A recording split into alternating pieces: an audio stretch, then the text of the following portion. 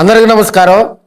Addanki assembly Andhra Pradesh రాష్ట్రంలో ఏ చిన్న విషయం జరిగినా కూడా రాష్ట్ర వ్యాప్తంగా సంచలనమైనటువంటి కాన్స్టిట్యున్సీ అద్దంకి నియోజకవర్గం. అద్దంకిలో అలజడి జరిగితే ఇది స్టేట్ వైడ్ సంచలనమే. ఎందుకంటే మొన్న చూసాం శంకవరపాడు దగ్గర గంజాయి వ్యవహారం, అటు పోలీస్ వైసీపీ మధ్య రాష్ట్రాన్ని ఒక కుదిపిందని కూడా మనం తెలియజేసుకోవచ్చు.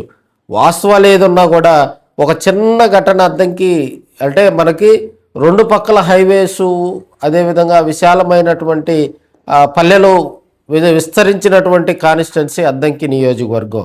ఇక్కడ ఎమ్మెల్యేగా కూడా గత 4 దఫాలుగా గొట్టిపాటి రవికుమార్ గారు కొనసాగుతూ ఉన్నారు. ఆయన ప్రస్తుతం మరి క్యాబినెట్లో విద్యుత్ శాఖ మంత్రిగా కూడా బాధ్యతలు నిర్వహిస్తూ ఉన్నారు.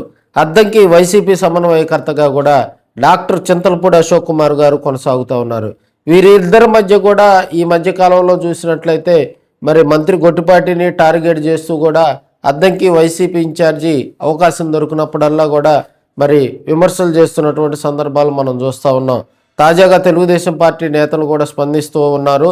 తెలుగుదేశం పార్టీ కూడా కౌంటర్కు ధీటైనటువంటి కౌంటర్లు ఇస్తూ ముందుకు సాగుతున్న వేళ రాబోయే రోజుల్లో ఈ మున్సిపాలిటీ అద్దంకి మున్సిపాలిటీకి సంబంధించి ఇప్పటి నుంచే మంత్రి ఆ అద్దంకి కాన్స్టిట్యున్సీలో ఉన్నటువంటి మున్సిపాలిటీ సర్పంచులు ఎన్నికల మీద కూడా ప్రత్యేకమైనటువంటి దృష్టి పెట్టడం జరిగింది. అద్దంకి మున్సిపాలిటీని కైవసం చేసుకునేందుకు కూడా తెలుగుదేశం పార్టీ మరి గట్టి ప్రయత్నాలు చేస్తుందని కూడా మనం చెప్పుకోవచ్చు. రాజకీయంగా కనుక మనం చూసినట్లయితే అద్దంకి కాన్స్టిట్యున్సీలో మనకి గతంలో 20 వార్డులు ఉండేవి. అద్దంకి మున్సిపాలిటీలో గతంలో 20 వార్డులు ఉండేవి. ప్రస్తుతం 32 వార్డులకు పెంచుతూ గెజిట్ నోటిఫికేషన్ కూడా ఇవ్వటం జరిగింది. అదేవిధంగా ఈ మున్సిపల్ ఎన్నికలు అద్దంకిలు ఎప్పుడు జరిగినా కూడా ఒక కాన్స్పిరెన్షియల్గా జరిగేటువంటి పరిస్థితి. గతంలో మున్సిపాలిటీని వైసీపీ కైవసం చేసుకుంది. ఇప్పుడు 32 వార్డులుగా వాటన్నిటిని పెంచుతూ కూడా బీసీ రిజర్వేషన్ తదితర అంశాలన్నీ కూడా అద్దంకి మున్సిపాలిటీలో చేర్చుతూ మరి గెజిట్ నోటిఫికేషన్ కూడా రంగం సిద్ధం అవుతున్న వేళ మరి అద్దంకి మున్సిపాలిటీని వైసీపీ ఇటు టీడీపీ ఇరువురు కూడా ఈసారి ప్రత్యక్ష ఎన్నికల ద్వారా కైవసం చేసుకోవాలనుకుంటున్నటువంటి సందర్భం. ఇప్పటికే ఆశావాహులు కూడా గొట్టిపాటి రవికుమార్ దగ్గరకు క్యూ కడుతున్నారు. అద్దంకి సమన్వయకర్త మరి అశోక్ కుమార్ దగ్గరకు కూడా క్యూ కడుతున్నటువంటి పరిస్థితులు మనం చూస్తూ ఉన్నాం.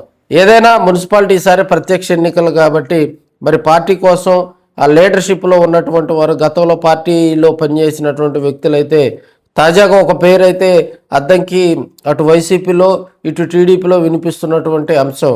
సో వారు రంగంలోకి దిగితే విజయం కన్ఫామ్ అనేది కొత్తగా వినిపిస్తున్నటువంటి అంశం.